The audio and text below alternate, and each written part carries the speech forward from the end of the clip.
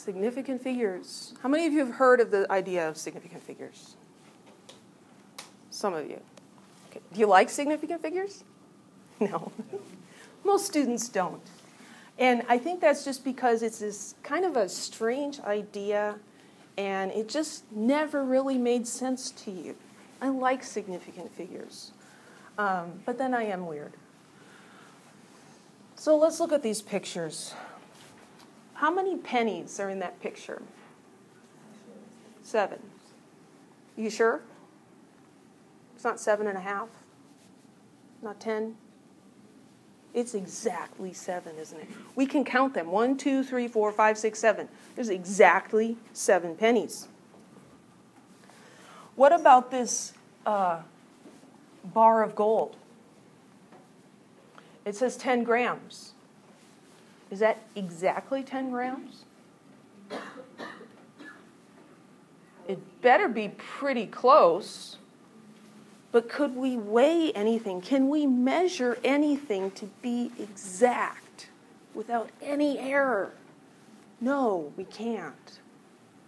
How accurately we measure something depends on what we're using to measure it.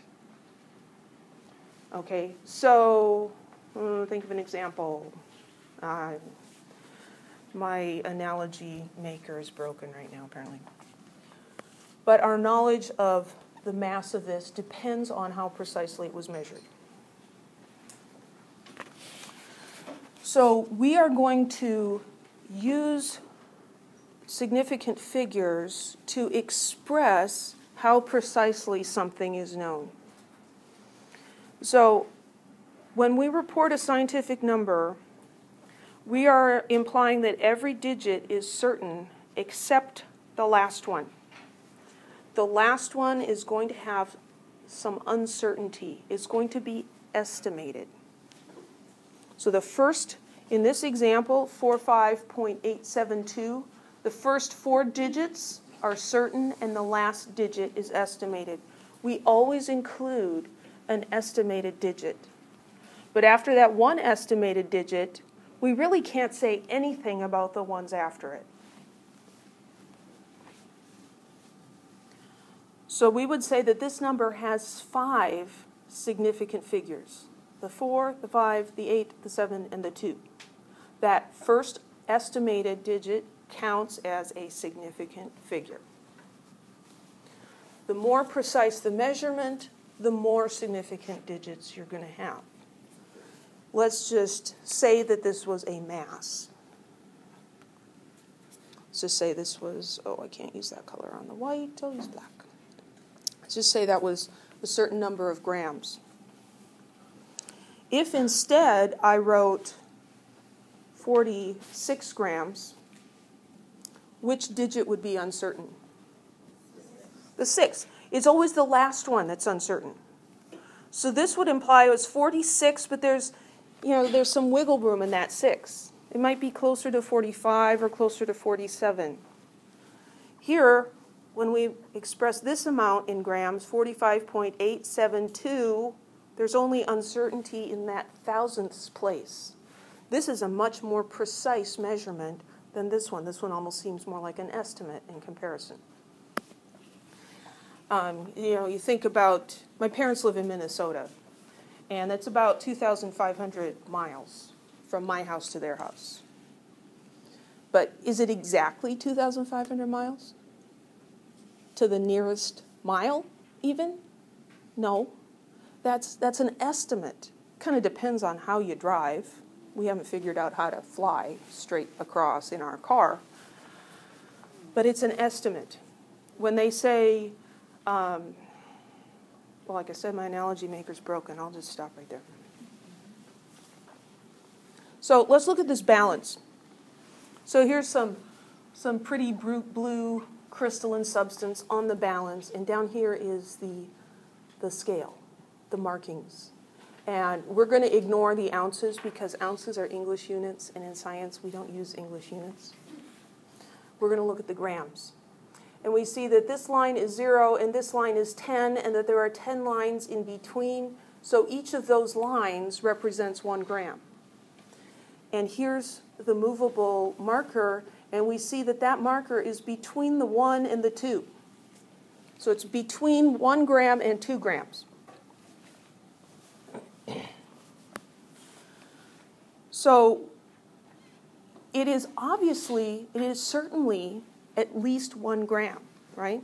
It's above that mark, well, below, between the 1 and the 2. So there's no uncertainty in that. But then the next digit, the 10th place, we're going to have to estimate. And so what we do is we look at that little tiny space and we kind of mentally divide it into 10 sections. And we see that it is definitely less than half, right? And so we're estimating, and we may estimate this as 1.2 grams. Is it exactly 1.2 grams? No. But we think it's close to 1.2. We want to include this because there is information even though that digit is uncertain.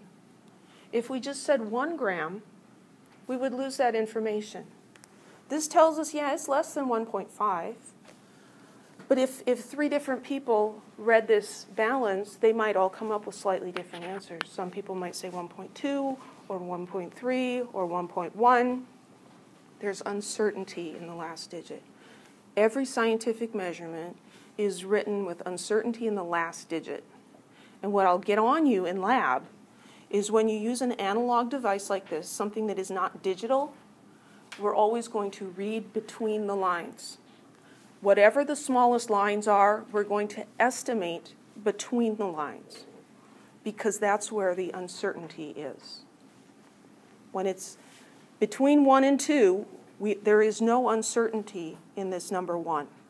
Do you see it? We can all be certain that it is at least 1 gram. We're not so sure about how much more, but it's definitely less than 2. And so this 0.2 is the estimate. Here's another example. This is a different kind of a balance. So here, the markings on this scale, the big lines are 0 and 1 and 2. Those are grams. And then in between are 10 divisions. So if you take 1 gram and divide it by 10, what size are those individual lines? 1/10 of a gram, right? And here's the mark that we're looking at. I'll get a little closer myself. And so here it is between 0.2 and 0.3. Can you see that? So this mass is certainly more than 1, and it's more than 1.2. It's between the 1.2 and the 1.3. So the 1 and the 2 are certain digits. There's no question about it. The lines are showing us that. The 6 is an estimate. We are reading between the lines. It's between 1.2 and 1.3, and we're giving our scientific guess, if you will, as to where exactly it falls in between. Does that make sense?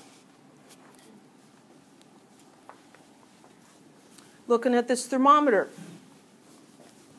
Might use this to measure the temperature of the water in the backyard hot tub.